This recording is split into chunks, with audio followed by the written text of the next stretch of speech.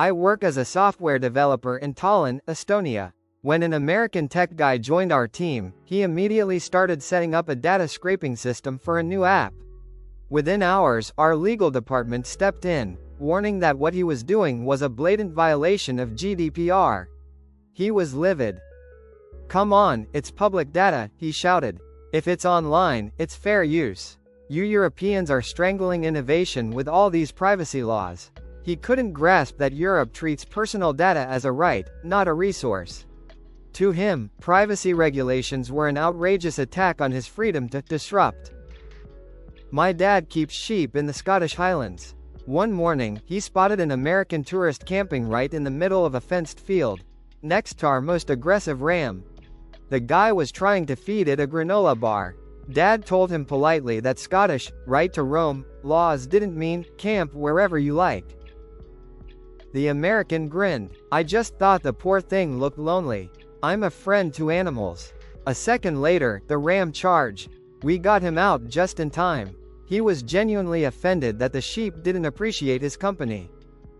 I'm a sound engineer for a major festival in Germany. One night, an American rock band was scheduled to finish by 10 p.m. sharp, strict city law. They played 3 encores and went 20 minutes over. When I cut the power, their manager stormed backstage screaming, "The fans wanted more. You never cut a headliner's set." I told him the festival could face a 5-figure fine. He waved his hands and said, "So what? Isn't making people happy worth a little rule breaking?" Apparently, European noise laws were just optional guidelines to him. I'm a marine biologist in the Galapagos Islands. One day, I caught an American tourist flying a drone over a sea lion colony, strictly illegal to protect the animals. He protested, "But how else can I get aerial shots? My followers love this stuff. It's for educational purposes." He genuinely believed his Instagram account was a form of scientific outreach that overruled conservation law. When I confiscated the drone, he said, "You're just jealous I care more about the planet than you do." The irony was breathtaking. While overseeing a renovation site in Rome, I saw an American tourist duck under our safety barrier and stroll into the construction zone.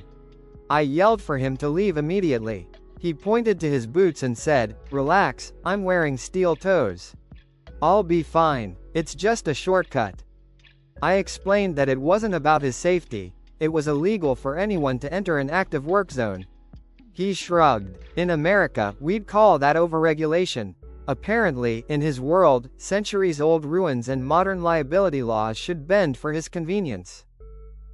My aunt makes traditional unpasteurized cheese in a small French village. One day, an American tourist started photographing the labels on her cheese wheels. When she asked why, he said proudly, "I'm reporting you to the FDA. This stuff's illegal in the States. You're selling toxic food."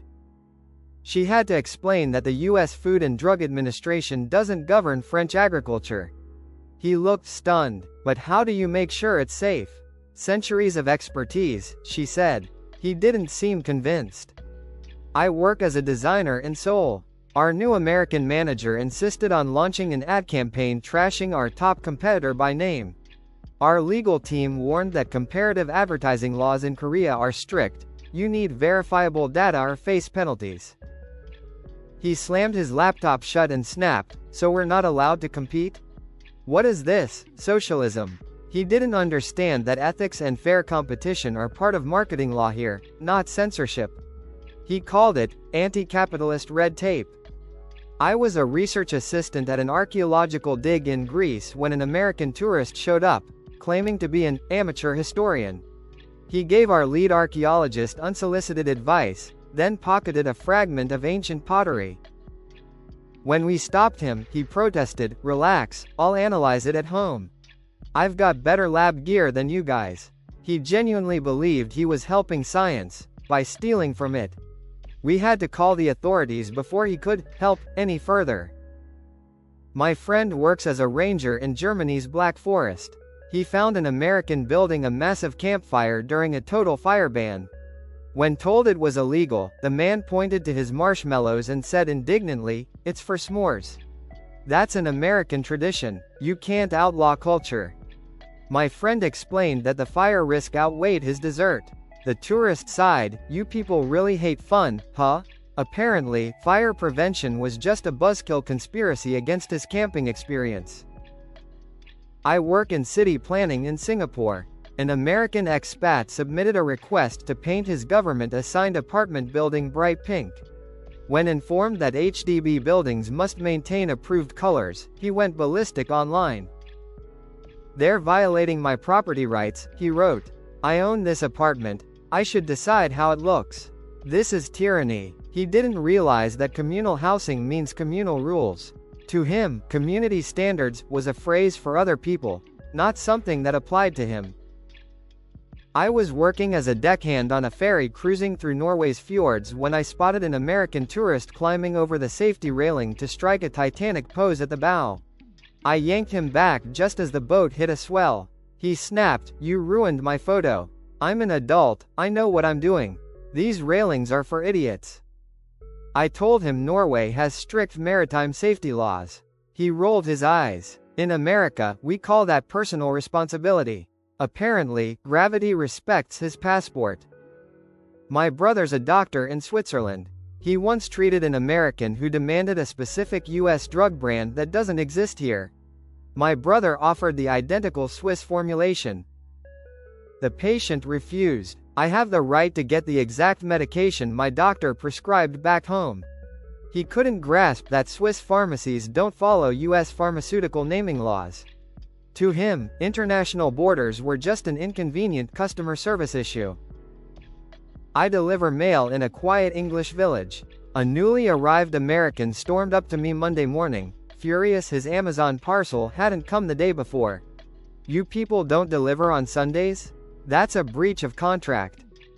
I explained that Royal Mail has never delivered on Sundays. He threatened to sue for consumer rights violations. To him, centuries of postal tradition were simply bad business.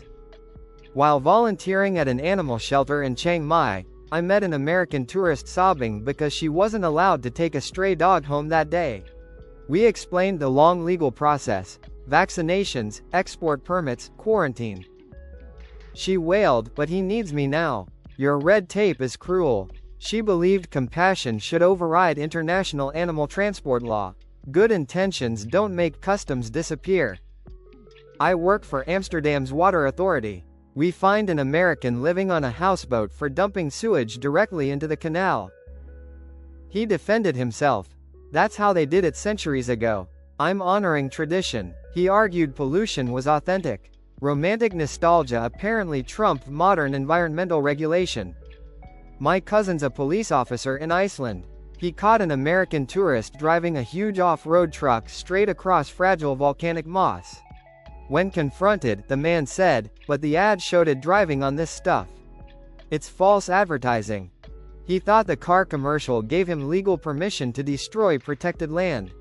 Marketing isn't a map, but he didn't know that. I'm a lawyer in Tokyo. An American client being sued for breaking a lease told me, "Just countersue for emotional distress. That's what we do back home." I explained that Japan's courts don't entertain frivolous countersuits. He frowned. "Then how do you win?" Apparently, he thought the entire Japanese legal system was missing an episode of Suits.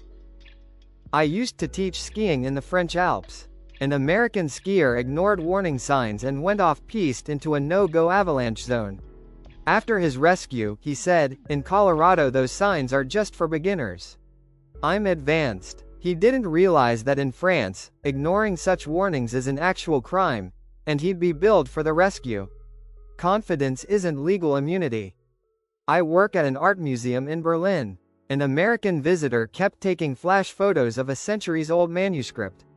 When the guard stopped him, he protested, "My phone's smart flash isn't harmful." Technology's moved on. He truly believed his iPhone had outpaced preservation science. Progress, in his mind, meant rules should automatically expire. My uncle runs an electronics shop in Marrakesh. An American tourist returned a power adapter screaming that it fried his laptop. He'd plugged a 110-volt device into a 220-volt outlet without a converter. When told it was his mistake, he barked, "You should make sockets compatible with American plugs. This is negligence." To him, physics should adapt to US standards. I drive buses in Vancouver. One day, an American tourist tried to pay with US pennies and nickels. When I told him Canadian money only, he said, "It's basically the same thing. You're right next door." He accused me of being anti-American for refusing his coins. Apparently, national currencies were just a suggestion, not a system.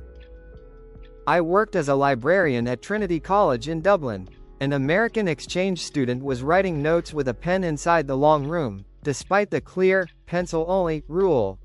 When I told him why, to prevent ink damage to centuries-old manuscripts, he said, "A pen is more permanent.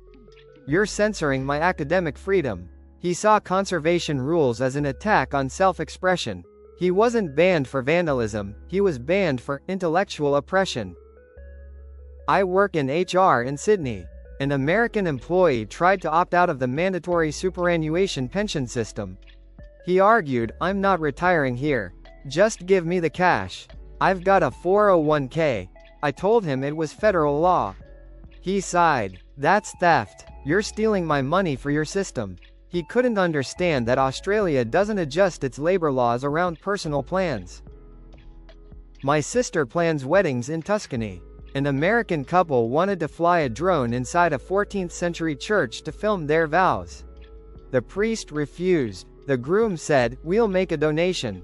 Everything has a price." He thought sacred heritage laws were just another vendor fee. When he learned the word no still means no in Italian, he was offended.